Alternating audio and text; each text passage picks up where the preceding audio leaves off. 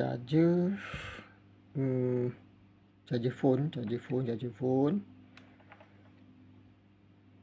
Okay, SuperVOOC.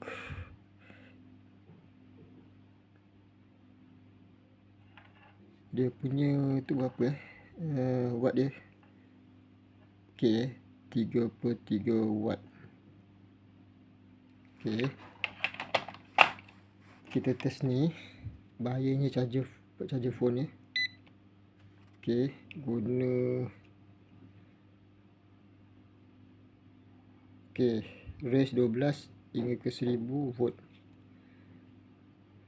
Okay, ni dia ada sensor. Dia ada sensor lampu. Matikan. Okay, kita on. Tak, charger telefon pun bahaya. Tengok sampai habis.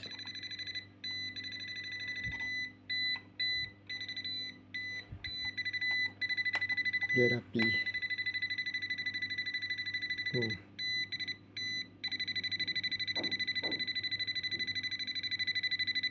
Dia detect. So macam mana tu? Bahayanya main games ketika cas handphone.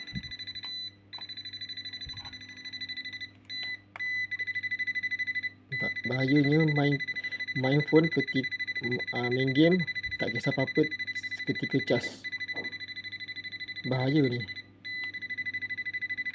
Boleh meletup. Okay. So kita off balik. Kita off.